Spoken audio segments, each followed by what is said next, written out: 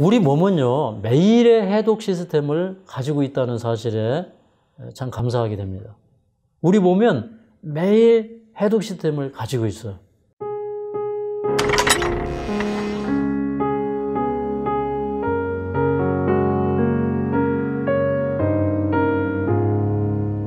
오늘 제가 여러분에게 드릴 말씀은 성경의 식사의 원리, 이식과 건강식에 대해서 살펴보고 오늘날 이 식사법이 우리에게 얼마나 큰 유익을 주고 있는지를 살펴보도록 하겠습니다.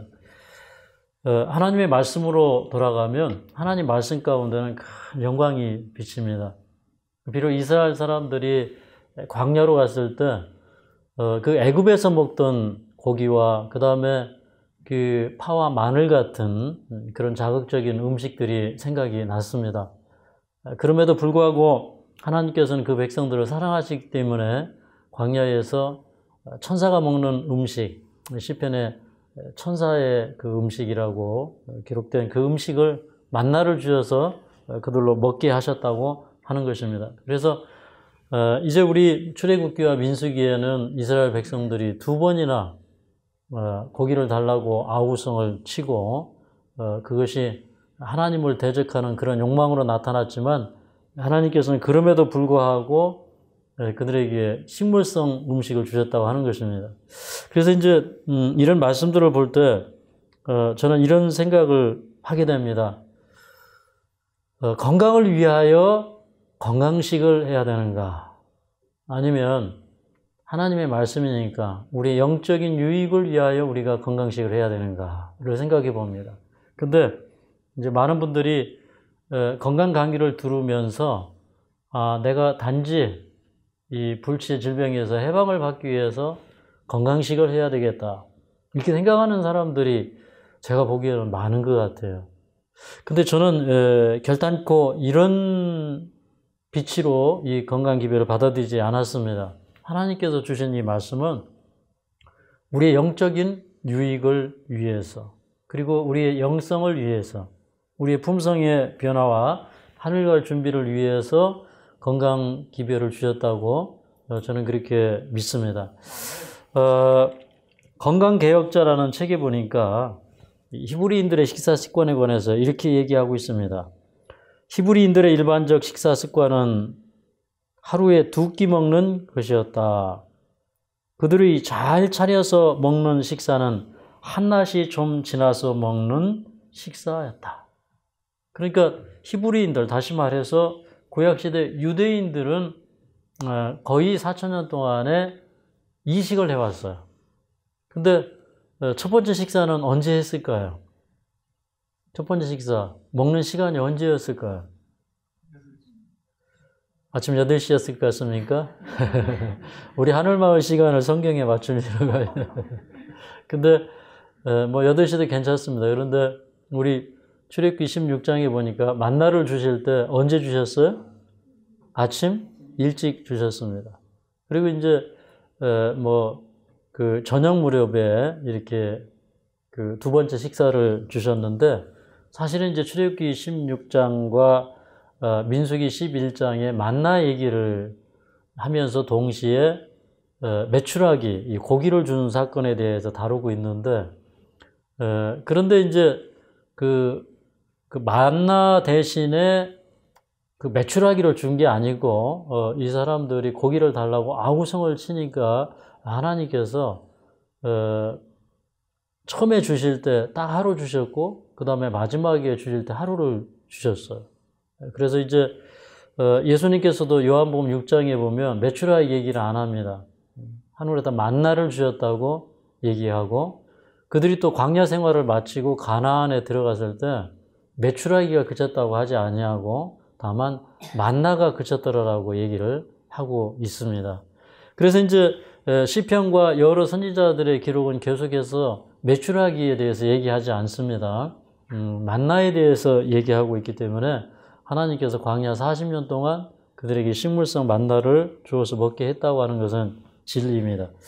근데 이제 저는 이제 얼마 전에 바로 건강해지는 비결이라고 하는 그런 그 제목으로 제가 건강 기별을 한번 전했습니다. 근데 또 이제 제가 그 이식의 유용함이나 왜 우리가 이식을 해야 되는지를 지금 이제 며칠째 지금 밤낮으로 그 원고를 준비를 하고 있습니다. 근데 이 성경의 식생활을 따라하면 정말 놀라운 변화가 이루어집니다. 오늘날 이제 이 건강을 유지하기 위해서 많은 회사들이 효소를 만들어내고 또 그 녹즙요법을 하고 하는데, 근데 아직까지 그 우리 인류가 현대에 와서 개발한 음식들이 아무리 좋다고 해도 성경의 라이프 스타일을 대처할 수 있는 방법은 아직까지 없다. 그래서 하나님께서 주신 이 과일을 먹는 거, 이거 이상 좋은 게 없는데, 아무리 좋은 비타민제를 먹어도 여러분이 지금 제대로 된 과일 식사를 하면 그 과일을 먹어서 비타민이 흡수되는 속도를 따라오지를 못해요. 저는 아무리 많은 사람들이 여기 와서 저는 이런 비타민제를 먹습니다 하고 얘기하지만, 근데 그 좋은 비타민, 심지어는 하늘마을에서 제공하는 비타민이라 할지라도 그것이 우리가 과일식을 해서 비타민 수치를 높이는 것만큼은 빠르지 않더라는 겁니다. 그래서 이제 하나님께서 주신 그 이제 식사 방법, 이 태초에 에덴 동산을 창설하시고 제일 먼저 주신 음식이 과일이었는데, 이제 과일을 통해서 우리 건강을 회복하는 그런 방법들.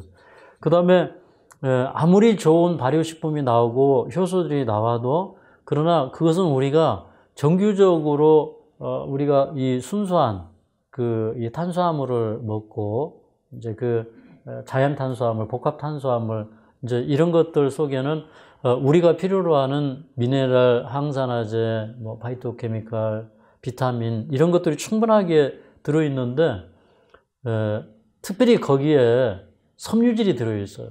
오늘날 이제 많은 사람들이 섬유질을 뺀 가공식품들을 자주 먹는데, 그게 또 치명적인 질병의 원인이 됩니다. 그래서 섬유질을 안 먹으면 어떻게 될까요? 섬유질이 안 들어가면 어떻게 될까요? 뭐 변비, 이번 여러분들은 아주 참 체험적으로 잘 아시네요. 근데 변비 걸려서 변비가 해결이 안 된 분들은 혈액이 절대 깨끗해지지 않습니다. 그리고 변비 있는 사람들 면역력이 안 올라가요. 그래서 이제 제일 먼저 변비가 있는 사람들에게는 뭐 숟가루가 아무리 좋아도 제가 숟가루 먹으라고 안 합니다. 일단은 그거 먹는 것보다도 변비를 해소할 수 있도록 이제 도와주는데, 그러면 그 변비 해결하는 제일 좋은 게 뭐예요? 섬유질 식사하고, 또 뭐 알로에도 좋고, 또 이렇게 미끈미끈한 뮤신이 많이 들어간 이런 것들 먹으면 되는데, 근데 이 섬유질에 또 유용함이 있습니다. 예를 들어서 우리가 이제 아침 식사를 해요. 아침 식사를 하면 이제 우리의 피가 위장과 소장이 이렇게 몰립니다. 또 이제 점심 식사를 하면 또 우리의 피가 위장과 소장이 이렇게 딱 몰려요. 근데 우리가 저녁을 먹습니까? 안 먹습니까? 사실은 뭐 과일 하나 정도 먹는데 그 뭐 저녁이라고 볼 수 있고, 굳이 말하자면 그것은 어떻게 보면 이제 간식 정도, 이제 그 정도로 아주 간단하게 이제 저녁을 먹는데, 근데 이렇게 이제 우리가 완전히 소화가 된 상태로 잠자리에 들어가면, 그럼 어떻게 되냐면은 이 피가 위장과 소장에 몰리는 게 아니라 이게 피가 어디로 갈까요? 대장으로 가요.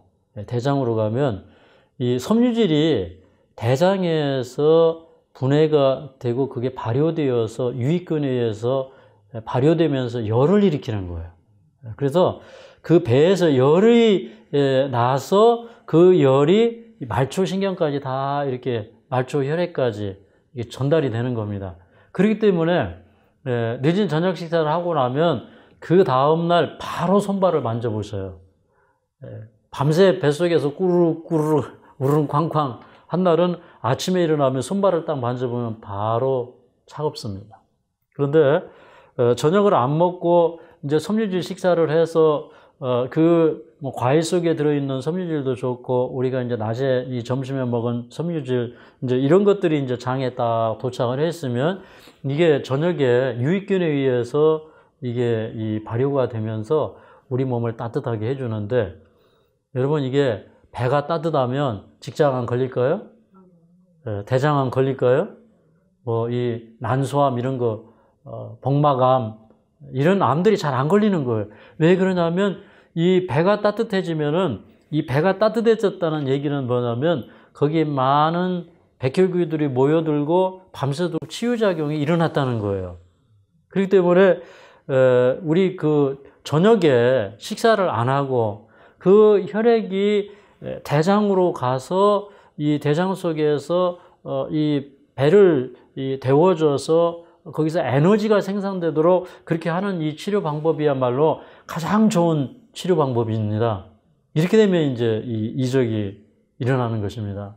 그래서 이제 하나님께서 유대인들에게 주신 식사 방법에 대해서 우리가 살펴보고 연구할 필요가 있습니다. 그런데 사실은 이제 그 하나님께서 주신 창조의 지혜, 창조의 식생활은 고대로부터 그대로 전수되어 왔어요. 저는 이제 이 히브리인들이, 다시 말해서 유대인들이 구약시대에 4,000년 동안 이식을 했다. 그러면 우리 민족이나 이 세계사의 흐름은 어땠을까? 이런 부분도 좀 궁금하잖아요. 근데 우리나라도 이제 뭐 고려 중기에, 그러니까 고려 시대에 송나라 사신이 쓴 고려 도경이라고 하는 책에 이렇게 기록되었습니다. 고려 사람들은 하루에 2끼를 먹는다. 그러니까 고려 시대에도 이식을 했어요.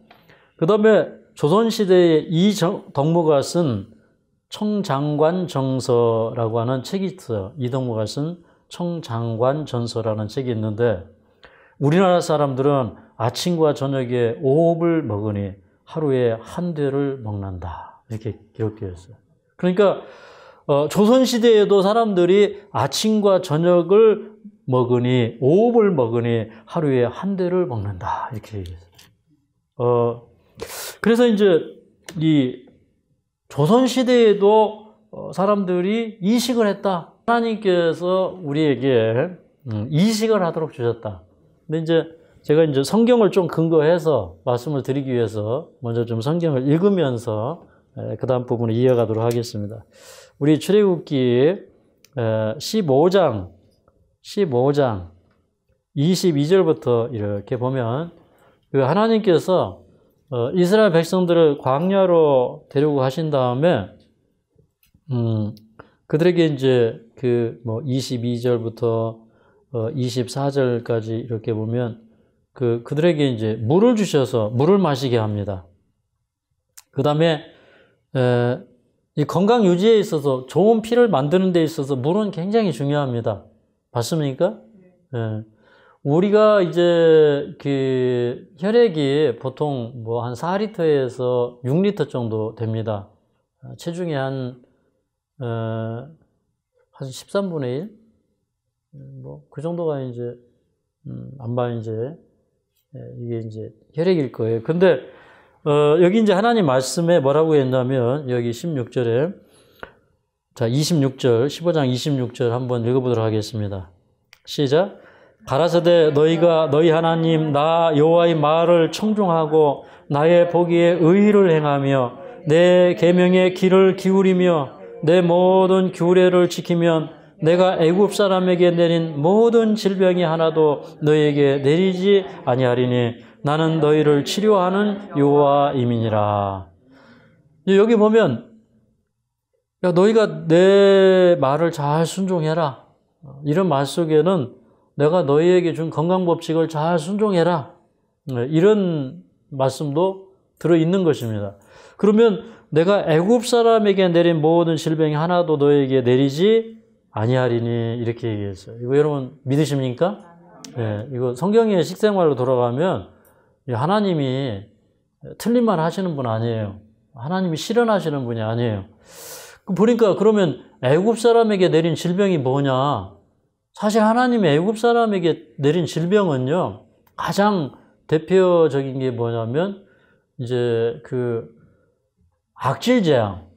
악질재앙이 내릴 때에 이게 뭐 짐승들에게 이 악질재앙이 내립니다. 근데 6번째 독종재앙이 내릴 때는 그 독종 재앙이 사람에게나 짐승에게나 같이 내려요. 맞습니까?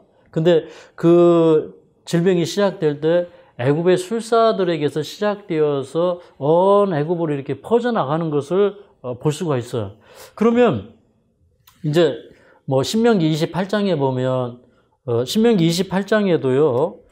그 한 번 또 하나님께서 언급을 하시는데 우리 출애굽기 16장, 15장 그대로 펼쳐놓고 신명기 28장으로 좀 가보도록 하겠습니다. 여기 이제 신명기 28장에 보면 뭐 순종하면 하나님께서 건강의 축복을 주시겠고 또 순종하지 않으면 하나님께서 그 건강의 축복을 거두시겠다고는 그런 말씀을 하시는데 여기 27절에 보면 신명기 28장 27절 구약 305쪽에 보면 이렇게 얘기를 하셨습니다. 자, 27절 함께 읽어볼게요. 시작. 여호와께서 애굽의 종기와 치실과 괴혈병과 개창으로 너를 치시리니 내가 치료함을 얻지 못할 것이며. 근데 여기 보니까 하나님께서 애굽의 종기로 치시겠다 그랬는데 이 애굽의 종기 이게 뭐냐면 애굽 사람에게 내린 질병을 얘기하는 거예요. 근데 여기 이 종기라고 하는 것은 이 세희는 그 아주 그 요즘에 이제 그 바이러스성 그런 질병들이 많죠. 그거 걸리면은 이제 RNA 변형 바이러스 이런 코로나 같은 이런 질병에 걸리면 이렇게 열을 동반하잖아요. 그럼 여기 이제 그 열을 동반하는 그런 질병을 의미하는데 그러니까 애굽 사람에게 그 내렸던 독종 재앙도 이렇게 오늘날 코로나 바이러스와 같은 그런 종류일 것이라고 저는 생각을 해요. 왜 그러냐면 사람과 짐승에게 이렇게 함께 내렸던 그런 질병이었기 때문에 우리가 이제 그렇게 보는 것입니다. 그런데 또 여기 뭐라고 했냐면 뭐 내가 치료함을 얻지 못할 것이며 그렇게 얘기했어요. 그러니까 하나님 말씀을 떠나서는 치료 방법이 없어요. 그러나 하나님 말씀 안에서는 치료 방법이 있습니까?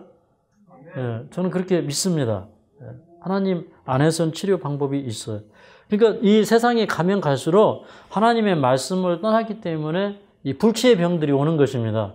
그런데 하나님의 말씀으로 돌아가면 그것이 치료받을 수가 있다는 거예요. 그러면 이제 우리 다시 출애굽기 15장 26절로 좀 돌아가 보면 그러면 너희가 내 말을 잘 순종하면 뭐 도덕적인 법칙이나 자연의 법칙, 건강 법칙 이런 거 잘 순종하면 하나님이 뭐라고 하셨냐면 애굽 사람에게 내린 모든 질병이 하나도 너희에게 내리지 않게 하겠다 이렇게 말씀하십니다. 그 다음에 이제 16장에 가면 이제 이스라엘 백성들이 여기 이제 애굽에서 나온 지 한 달 되었을 때 그들이 이 모세와 아론 앞에서 하나님을 원망하면서 하소연하는 것입니다. 여기 16장 출애굽기 16장 3절 읽도록 하겠습니다. 시작. 그들에게 이르되 우리가 애굽 땅에서 고기 까마귀 때 있었던 때와 떡을 배불리 먹던 때 여호와의 손에 죽었다면 좋았을 것을 너희가 이 광야로 우리를 인도하여 내어 이 온 회중으로 줄여주게 하는도다. 여기 보니까 이스라엘 백성들이 애굽에 있을 때 이 고기를 아주 즐겨 먹었다는 사실을 알 수가 있어요. 그래서 우리가 차라리 애굽에 있을 때 고기까마 곁에 앉아 있을 때 그때 떡을 배불리 먹고 그때 죽었으면 좋았을 것을 이렇게 얘기합니다. 그러니까 이 식욕의 부르짖음은 참 큰 겁니다. 그러니까 이거 먹는 것 때문에 구원 못 받을 사람들 참 많아요. 맞습니까? 저는 예전에 이제 우리 그 음악 선생님인데 신실한 크리스찬이셨어요. 그래서 이분이 이 고기가 안 좋고 막 이런 얘기 하셔요. 제가 그때 10대 때니까 이분 참 굉장히 앞서가시던 그런 분입니다. 그런 얘기 들을 때마다 인생은 굵고 짧게 사는 거지. 저런 먹는 게 사람에게 그렇게 중요한가. 저 선생님은 율법주의고 이제 제가 좀 그렇게 생각을 했어요. 근데 그 선생님이 해주신 말씀이 제가 20대, 30대 가면서 서서히 이제 깨우치기 시작한 거예요. 그래서 이제 우리가 이렇게 그 광합성월한 식물들을 먹잖아요. 근데 이 햇빛을 받아들이고, 그 다음에 거기에 에너지가 축적이 되고, 근데 사실은 이제 이 식물은 영양으로만 평가할 수가 없어요. 그 식물들이 우리에게 그 영양소들이 분해되고 할 때 에너지를 가져다 주거든요.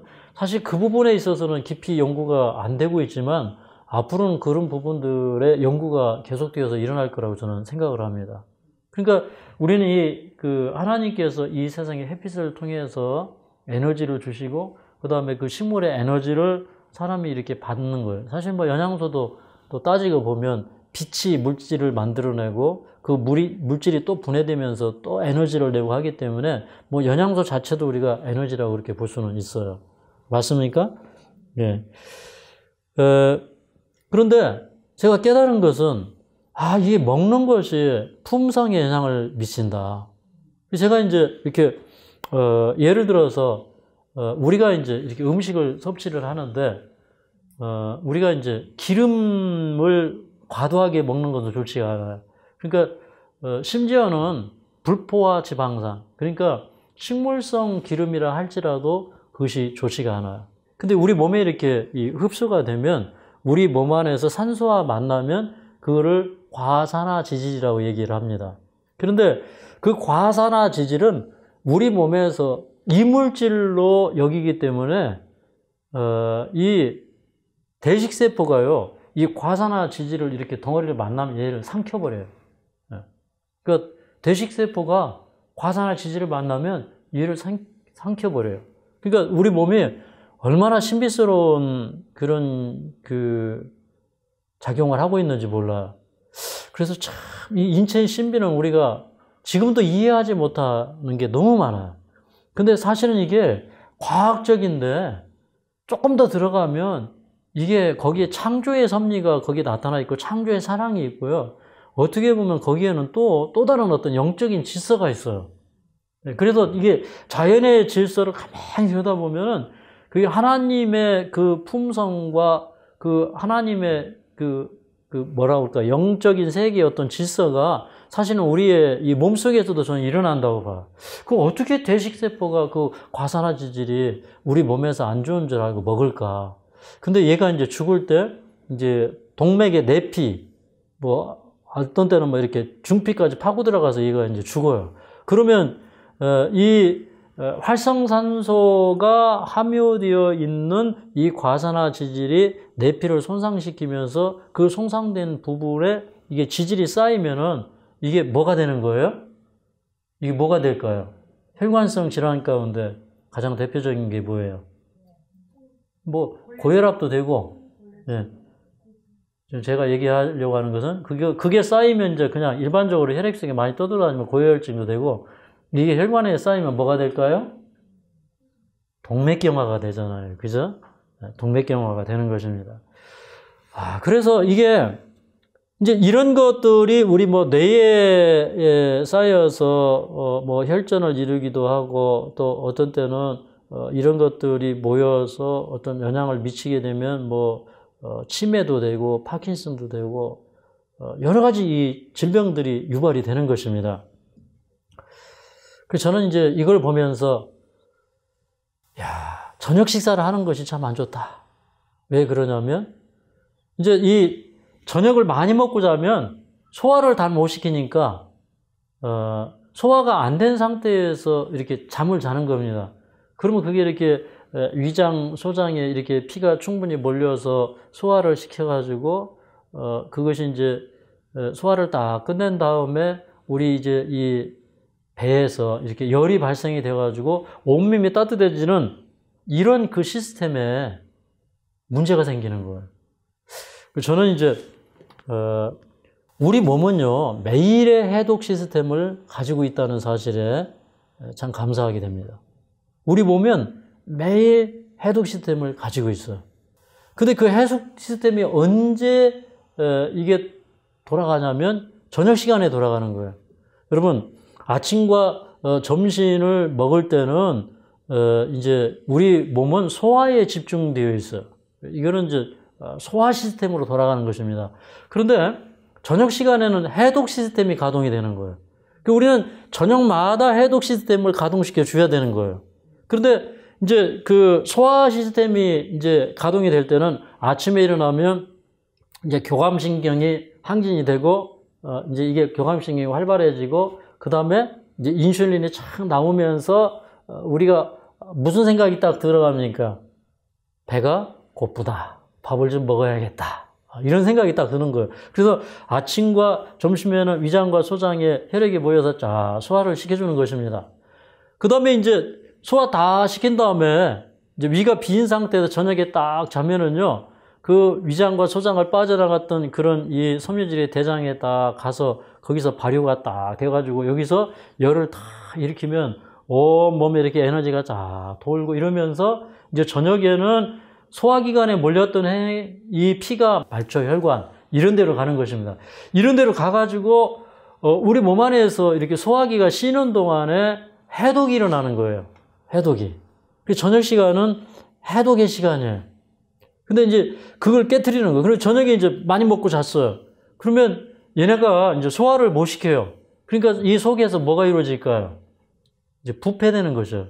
그래서 밤새도록 이렇게 이 배에서 막 부부부 끓고 전쟁이 일어나고 난리가 나요. 그러니까 가스가 생기고 우리 몸 안에 가스는 사실은 이제 우리가 이 방귀를 통해서 배출되는 것은 한 10%, 한 90%는요, 이렇게 혈액을 타고 돈다는 거예요. 그러니까 혈액순환이 잘 될까요? 안 될까요?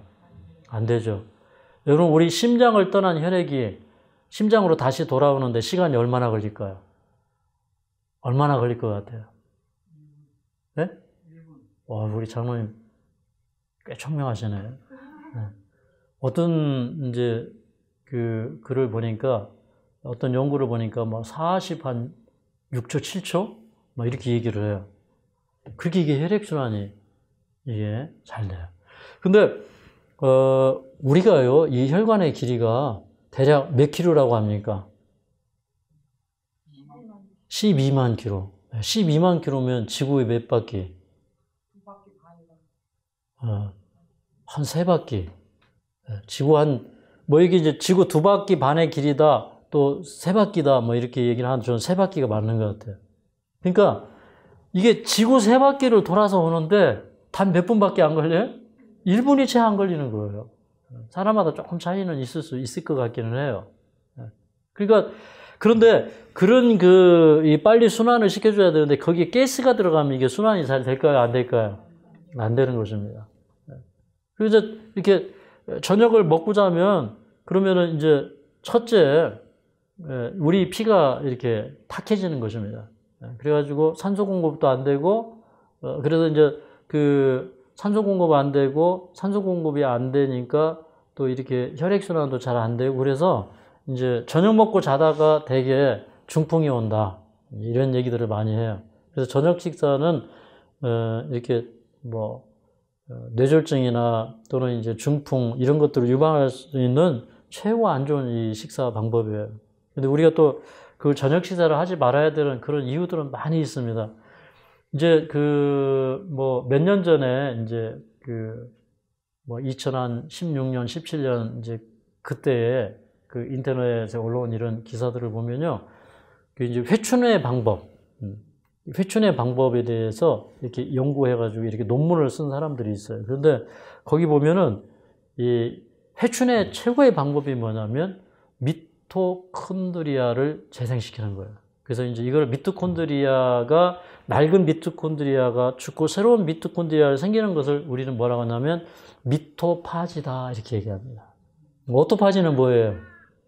낡은 세포가 이 정비되기 위해서 어떤 우리 리소좀이나 이런 거하고 이렇게 이 낡은 세포가 이렇게 만나가지고요. 이게 이제 이게 분해되는 거예요. 이게 오토파지거든요. 그게 이제 낡은 세포가 죽고, 이제 새로운 세포, 건강한 세포가 이제 살 수 있도록 그런 이제 시스템이 이제 오토파지인데, 미토파지는 뭐냐면 미토콘드리아가 재생되는 거예요. 그러면 여러분이 이제 저녁 안 먹으니까 배고프다고 그래요. 그래서 저녁 먹지 말라면, 내가 저녁 안 먹고 어떻게 살죠? 막 이렇게 이제 질문하는 사람도 있어요. 그래서 제가, 배고픈 건 좋은 겁니다. 공복을 즐기시기 바랍니다. 이렇게 얘기하거든요. 근데 이 미토콘드리아가 언제 많이 생기나 했더니, 이제 언제 생기는 거예요, 미토콘드리아가. 한번 찍어보세요. 여러분 다 찍을 수 있어요. 언제 많이 생길까? 네. 배고플 때, 공복 때 생기는 거예요. 맞습니다. 보니까 얘가 배고프면은 이게 우리 미토콘드리아가 이제 낡은 미토콘드리아가 있는데, 야, 이게 이 미토콘드리아 굉장히 많은 우리 몸 안에서의 이런 공격을 받아. 그래서 얘가 그 안에 유전자가 많이 이렇게 깨져 있는 거예요. 그래서 이게 낡은 이제 미토콘드리아인데, 우리가 공복기 때에 이 낡은 이 미토콘드리아가 미토파지가 일어나서 이게 분해가 돼버리고요. 그 다음에 이게 새로운 미토콘드리아가 계속 생기는 거예요. 이게 세포 하나에 300개, 400개의 미토콘드리아가 있는 거예요. 그 다음에 또 언제 생길까요, 얘가? 이게 바로 건강해지는 비결이에요, 이걸 알면. 또 언제 생길까요? 잘 때? 뭐 잘 때도 공복기라고 생각하면 뭐 잘 때도 좀 생길 것 같아요. 또 언제 생길까요? 그 똑같은 얘기고. 똑같은 얘기고 또요. 운동할 때. 누가 운동할 때라고 그랬어요? 대답 잘하는 사람 박수 한번 쳐주세요. 운동할 때 우리 몸에 산소가 부족하니까 이제 이 운동할 때 또 생기는 거예요. 그 다음에 또 생길 때가 있어요. 자, 운동할 때, 또 공복기 때, 또 언제 생길까요? 햇빛 잘 볼 때? 우리 몸에 뭐 좋은 영향을 미치면 또 그렇게 되겠죠. 또 그 다음에 뭐 좋은 음식 먹을 때도 뭐 그렇게 되겠죠. 근데 여기에 이제 정말 이 핵심은 뭐냐면 이제 공복기 때 생긴다는 것이고, 그 다음에 또 이제 여러분 아침에 일어나시면 냉수마찰을 하면 참 좋아요. 근데 이제 냉수마찰은 이제 체온이 많이 떨어져 있고 몸이 냉한 사람들이 하면은 조금 힘들어요. 그래서 제가 이제 처음에 이렇게 냉수마찰을 할 때는 제가 약간 이제 에너지 많이 빼니까 저체온인데 그거 해봤더니 좀 쉽지 않더라고요. 그래서 목욕탕에 가서 이제 찬물 속에 들어가서 거기 한 10분 이상 뭐 이렇게 있다 보면은 이제 미토콘드리아가 생기거든요. 생성이 되기 시작해요. 근데 이제 이렇게 해보니까 몸이 이렇게 체온이 떨어져서 이게 생성이 잘 안 돼요. 그래서 이제 무리하면 안 되겠구나 이런 생각을 했는데, 제일 좋은 거는 아침에 일어나서 이렇게 물수건을 찬물에다가 이렇게 적셔요. 그래서 꾹 짠 다음에 이제 심장에서 또 먼 부분, 뭐 발끝에서부터 이렇게 쫙 피부 마사지를 하는 거예요. 벌간 기대대로. 양발하고, 양손하고, 뭐 이 등하고, 그 다음에 이제 뭐 배, 가슴 이런 쪽으로 해서 심장에서 이제 먼 부분부터 이렇게 쫙 마사지를 해오는 거예요. 그거 아침에 한 1, 20분 하면요, 아침부터 개운해요. 그리고 이렇게 우리 피부를 자극하니까 이 말초혈관까지, 이 모세혈관까지 이게 다 피가 순환이 되고 굉장히 피부가 건강해지는 그런 느낌도 받아요. 네. 그래서 이제 아침에 이제 여러분이 냉수마찰을 하면 기운이 영 없는 사람들도 기운이 생겨요. 그게 이제 원래는 이제 찬물 속에 들어갈 때 이게 미토콘드리아가 또 생기거든요. 근데 계속 추우면 안 되겠죠. 그러면은 우리 이제 몸이 이렇게 예를 들어서 체온이 또 확 떨어져 버려도 미토콘드리아 생산이 또 반대로 안 될 수도 있어요. 그래서 오히려 이제 우리가 전체적으로 이렇게 체온을 높여놓을 때 미토콘드리아 생산이 또 잘 돼요.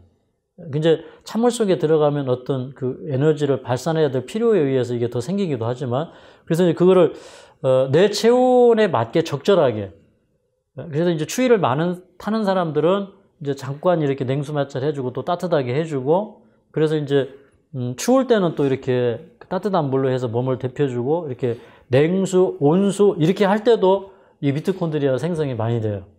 근데 그거 뭐 냉수, 온수 하려고 그러면은 한이 없어요. 그죠? 그래서 이제 저는 아침에 제일 하기 쉬운 게 그냥 수건에다가 이렇게 물 적셔가지고 한 번씩 이렇게 문질러 주는 거예요. 근데 그것만 해도 미토콘드리아가 재생이 됩니다.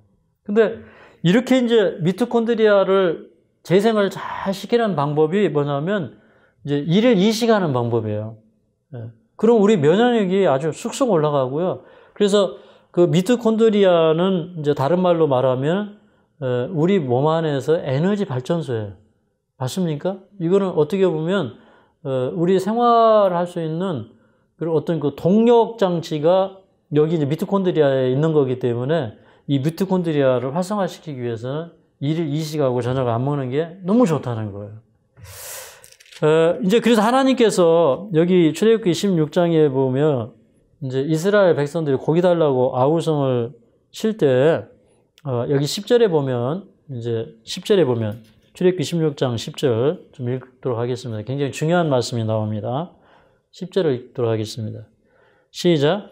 아론이 이스라엘 자손의 온 회중에게 말하며 그들이 광야를 바라보니 여호와의 영광이 구름 속에 나타나더라.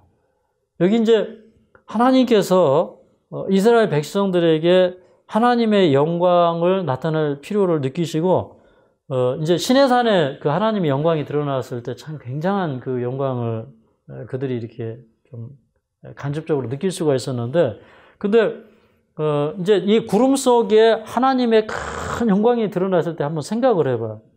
그때 참 그 하나님의 크심과 위엄을 드러내시는 거예요. 그러면 그 하나님께서 그 자기 모습을 크게 드러냈다고 하는 것은 뭐냐면 이스라엘 백성들에게 하나님께서 하실 중요한 말씀이 있다는 거예요. 하나님의 거룩한 뜻을 계시를 해야 된다는 것이에요. 그때 하나님께서 그 영광 가운데서 말씀하신 게 뭐냐면 그들에게 만나를 주시겠다고 하는 말씀이에요. 네. 그래서 물론 이제 그때 저녁에 이 메추라기를 보내가지고 뭐 메추라기는 한 그 철새에 이렇게 철에 따라서 이동하는 18cm에서 한 20cm 되는 이런 이 메추라기인데 이거를 주셨지만 근데 그때 그 고기 달라고 아우성 치는 사람들을 위해서 단 하루를 주셨어. 근데 이제 그 만나를 주실 때 사실 이제 이스라엘 백성들에게 이 만나를 언제 주셨습니까? 네, 이른 아침에. 우리 이제 이른 아침을 잘 먹어야 돼요. 그죠? 아침에 일어나서 활동하고, 그 다음에 또 그 만나를 주실 때 또 이적이 일어났죠. 네. 열세 날은 몇 배를 주었어요? 2배를 주었어요. 네. 근데 사실 이제 이 만나를 거둘 때 많이 거둔 자나 적게 거둔 자나 한 호멜이었거든요. 근데 그러면 금요일 날은 2배를 거뒀다는 거는 다른 때는요, 많이 거둬도 한 호멜 이상 되지가 않아요. 그게 참 신기하죠? 근데 금요일은 2배를 거뒀으면 금요일에 거둔 거는 한 호멜일까요? 2호멜일까요? 2호멜인 거예요. 이거는, 하나님께서 이렇게 역사를 베푸신 거는 도저히 이거는 이 사람이 어떻게 상상할 수가 없어요. 이거는 하나님의 능력으로 이렇게 된 거예요. 그러면 제 7일은 뭐 하라는 거예요? 쉬라는 거예요. 쉬라는 거예요. 우리도 이제 여기에 착안을 해서 우리가 평생을 사실은 일주일에 하루는 우리 소화기도 쉬어주면 좋아요. 네. 소화기도. 우리 이 생리도 일주일을 주기로 해가지고 체온이 달라져요. 네. 그러니까 일주일 주기로 체온이 달라진다는 얘기는 일주일 주기로 우리 그 몸속에 있는 이 내분비계도 뭔가 이렇게 움직임이 있다는 거예요. 그런 사이클을 가지고 있다는 거예요. 그러면 이거는 뭐냐면 자동으로 그렇게 된다는 것은 하나님께서 우리를 창조하셨다고 하는 그런 그 하나님의 능력의 현현을 우리에게 지금도 보여주고 있는 것입니다. 맞습니까? 그 다음에 다른 날은 이제 그 하루를 넘어가면 얘가 썩었어요. 그러니까 우리는 이제 내일의 양식은 사실은 그게 다 썩는 양식이나 마찬가지예요. 오늘 양식이 살아있는 양식이에요. 맞습니까? 매일의 양식을 구하면서 사는 겁니다. 그런데 이제 일주일에 하루는 하나님께서 하나님의 능력으로 보호하시는 날이었기 때문에 그날에는 이렇게 3가지 이적이 일어난 겁니다. 네. 금요일에는 2배를 걷어가지고 이 쉼을 예비할 수 있었고 그 다음에 이 제7일에는 그것이 또 썩지가 않았고, 이제 이런 그 이적들. 그 다음에 제7일은 내렸어요, 안 내렸어요? 안 내렸어요. 그렇기 때문에 항상 하나님께서 그런 역사로 인도하셨기 때문에 하나님께서 주신 그 제도를 이스라엘 백성들이 순종하도록 했다 이 말입니다. 그러니까 이게 이제 영적인 법칙이기도 합니다. 일주일에 하루를 쉬는 게 영적인 법칙이기도 한데 사실은 하나님께서 이것을 무슨 법칙과 함께 주신 거예요? 네. 건강 법칙과 함께 주신 거예요. 맞습니까? 네. 그래서 이런 그 안식일 제도나 건강 법칙이나 영적인 법칙은 하나님께서 다 한 가지로 주셨다는 사실을 우리가 알 수가 있습니다. 근데 이제 한 1년쯤 지나갔을 때 민수기 11장으로 가보도록 하겠습니다. 민수기 11장에 가보면 이스라엘 백성들이 다시 고기 생각을 합니다. 그래서 11장 4절부터 6절까지 읽도록 하겠습니다. 4절부터 6절까지 시작. 이스라엘 중에 섞여 사는 무리가 탐욕을 품음에 이스라엘 자신도 다시 울며 가로되 누가 우리에게 고기를 주어 먹게 할꼬 우리가 애굽에 있을 때에는 값없이 생선과 외와 수박과 부추와 파와 마늘들을 먹은 것이 생각나거늘 이제는 우리 정력이 쇠약하되 이 만나 외에는 보이는 것이 아무것도 없도다. 여기 보니까 사실은 이제 그 이스라엘 백성 중에는 이제 거기 애굽 사람들이 이제 섞여 들어왔는데 이 사람들이 더 고기를 달라고 이제 아우성을 친 것입니다. 근데 이 사람들이 누가 우리에게 고기를 좀 먹게 할까 이렇게 부르지. 그러면서 야 이런 거 고기하고 뭐 이 생선 또 여기 보면 이거 오이거든요. 수박, 부추, 파, 마늘 이런 거 안 먹으니까 정력이 떨어진다 이렇게 얘기해요. 사실은 이제 파, 마늘 이런 것들도 이렇게 몇 개 먹고 하면 피에 열을 일으키고 하니까 뭔가 힘이 나는 것 같지만 그런 거 이제 자극성 있게 먹으면 안 돼요. 근데 여러분 이 식품 자체가 부추, 파, 마늘, 참외 이런 게 이 자체가 나쁜 거예요? 그 자체가 나쁜 것이 아니라 먹는 방법이 잘못되어 있는 것입니다. 그리고 그 건강개혁자를 쓰신 그분이 또 뭐라고 했냐면 그분 원고 1132쪽에 잘 요리된 양파에는 훌륭한 효능이 있다. 그렇게 얘기했어요. 그러니까 양파는 어떻게 먹으면 좋아요? 이게 잘 요리해서 그러니까 익혀서 먹으면 돼요. 그죠? 익힌 양파는 이게 독성이 없어요. 그렇기 때문에 우리 몸에 굉장히 좋아요. 우리 몸 안에 이제 바이러스나 이제 이런 것들이 들어왔을 때 마늘이 그걸 또 억제시키는 그런 성분이 있기 때문에 파, 마늘은 사실은 우리 몸에 굉장히 좋습니다. 근데 이제 이스라엘 백성들이 이렇게 부르짖을 때 참 모세에게는 큰 도전이었어요. 정말 모세가 불평을 하죠. 12절에 보면 내가 이 사람들을 낳았습니까? 예. 그리고 내가 그들을 정말 내가 낳지도 않았지만 내가 양육하는 그 아비처럼 젖먹는 아이를 품고 이렇게 왔는데 근데 이 백성들이 내가 이렇게 고생하면서 가고 있는데 그런 수고도 알아주지도 않고 나보고 고기 달라고 그러니 내가 이거 어떻게 견딜 수가 없습니다. 그래서 15절에 보면 차라리 나를 죽여달라고 이렇게 구하는 것입니다. 그때 참 하나님이 난감하셨겠죠? 하나님이 난감하셨어요. 그래서 이제 모세를 도와서 이스라엘 백성들을 인도할 70인 장로들을 임명을 하십니다. 아마 시내산에 올라갈 때 이미 70인 장로들이 있었어요. 그죠? 근데 아마 그 장로들 대부분은 고기를 달라고 아우성 치지 않았을 것입니다. 혹시 이제 고기 달라고 아우성을 쳤으면 이제 다른 장로들이 거기에 선발이 됐겠죠. 그리고 하나님께서 70인 장로들을 모아서 여기 민수기 11장 25절에 보면 이렇게 기록했어요. 여호와께서 구름 가운데 강림하사 모세에게 말씀하시고 그에게 임한 신을 70인 장로에게도 임하게 하시니 신이 임하신 때에 그들이 예언을 하다가 다시는 아니하였더라. 그랬어요. 근데 그들에게 성령이 임해가지고 그들이 예언을 하는 거예요. 그 저는 이 사건을 보면서 야, 이게 의미심장한 사건이다. 그러면 여러분 고기 달라고 아우성치고 어떤 그 이 식욕의 노예가 된 사람들한테 하나님께서 성령 주셨을까요? 네.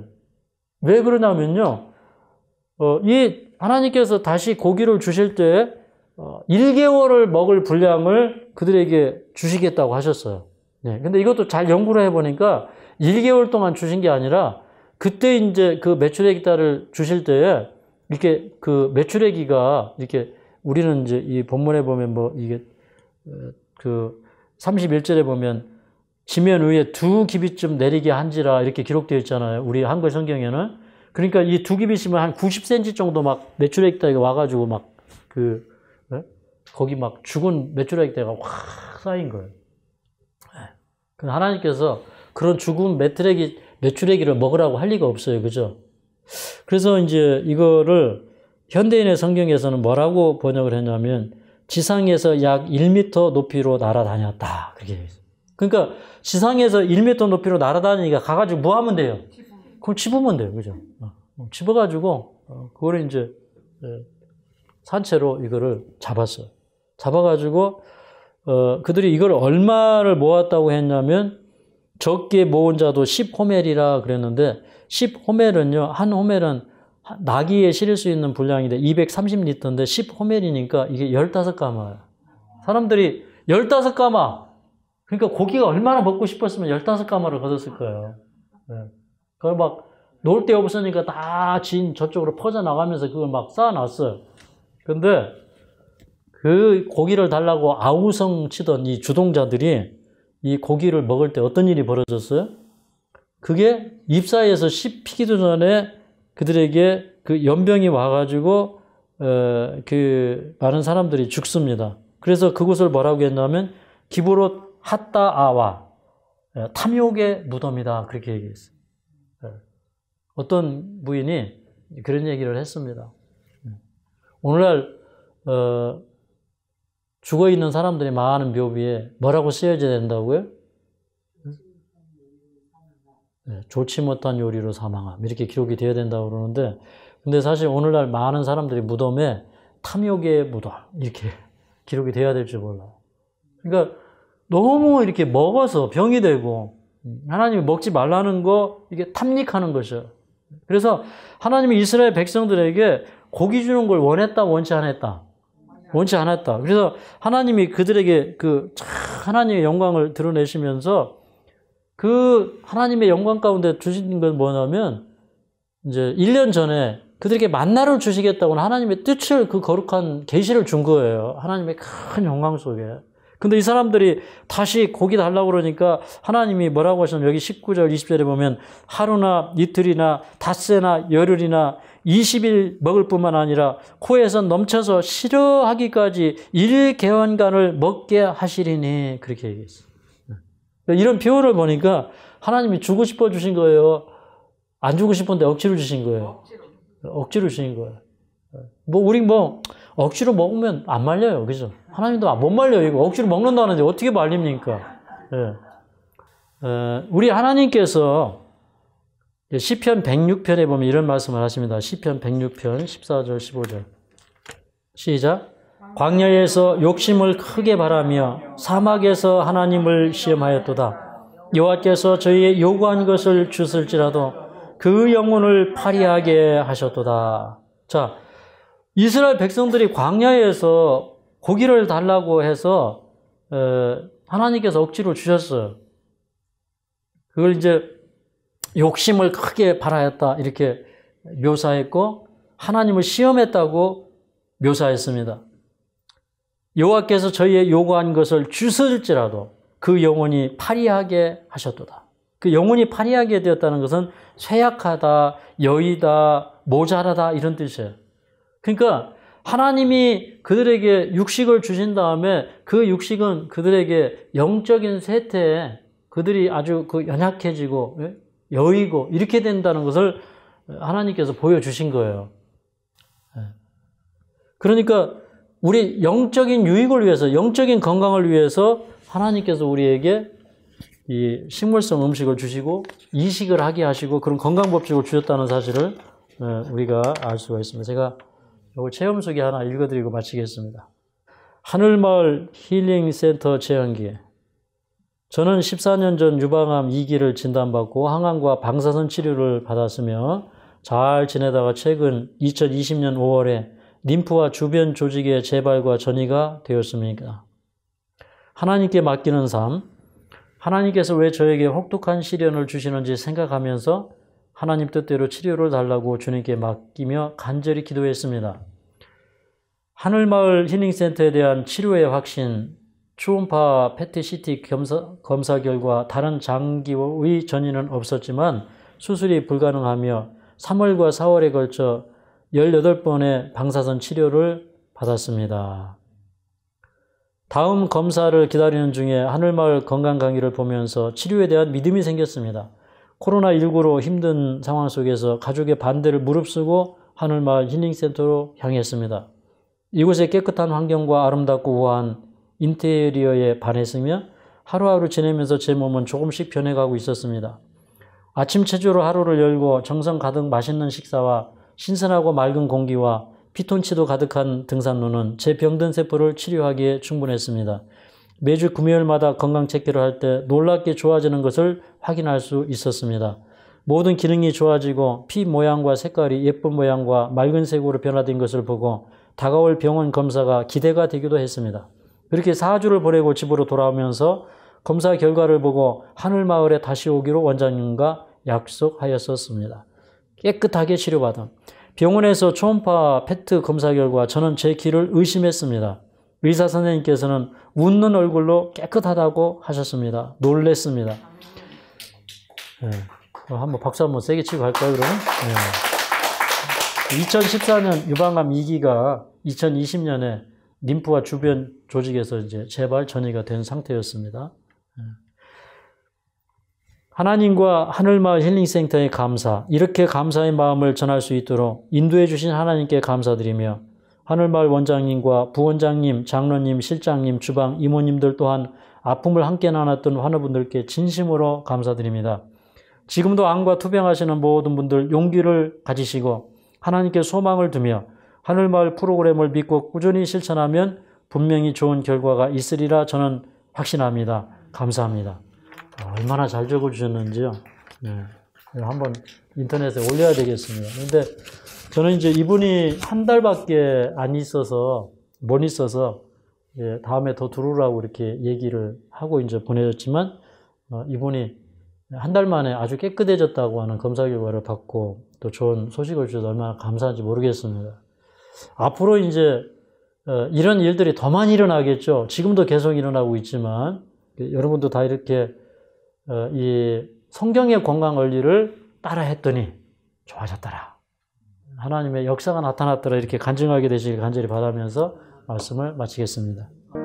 주의 주실 화평 믿음 얻기 위해 너는 정성껏 기도했나. 주의 제단 앞에 모두 바치기 전 복을 받을 줄 생각하라.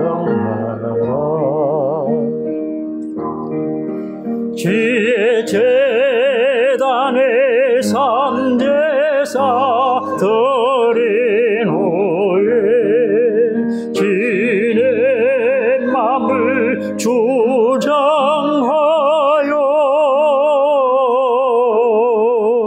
주의 뜻을 따라 그와 동행하면 영생 공락을 누리겠네.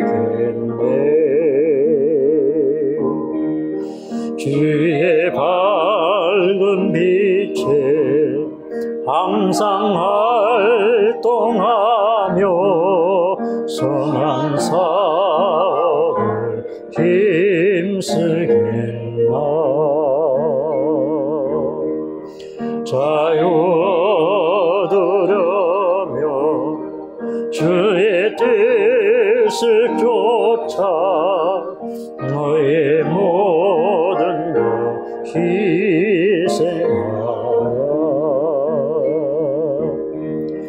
주의 재단에 삼제사 드린 후에 주의 마음을 주장하여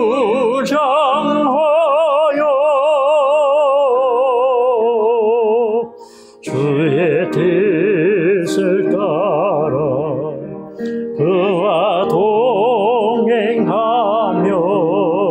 영생 복락을 누리겠네.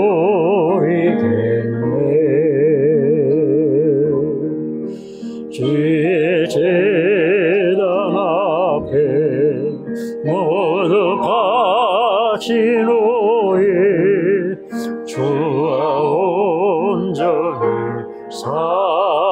사귀겠네. 주의 주시 기쁨 또한 그의 사랑 어찌 말로 다 인용하라. 주의 재단에 삼제사 드린 후에 주의 마음을 주장하여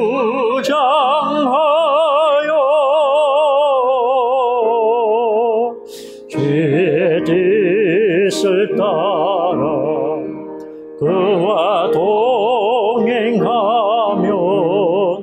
영생 복락을 누리겠네.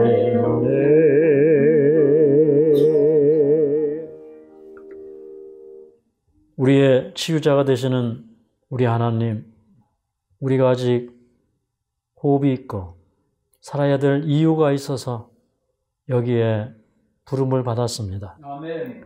자비하신 하나님, 오늘도 우리에게 성령을 보내주시고 우리가 그 빛 가운데 있을 때 우리 몸이 젖듯이 오늘도 우리가 그 성령의 역사에 젖어들게 하여 주시옵소서. 아멘. 주님, 저희는 주님께서 저희를 치유해 주시고 붙들어 주시고 보살펴 주시고 또 기적적으로 회복시켜 주심을 추후도 의심하지 않습니다. 아멘. 하나님의 은혜가 오늘 각 10년마다 감동케 하여 주시옵소서. 아멘.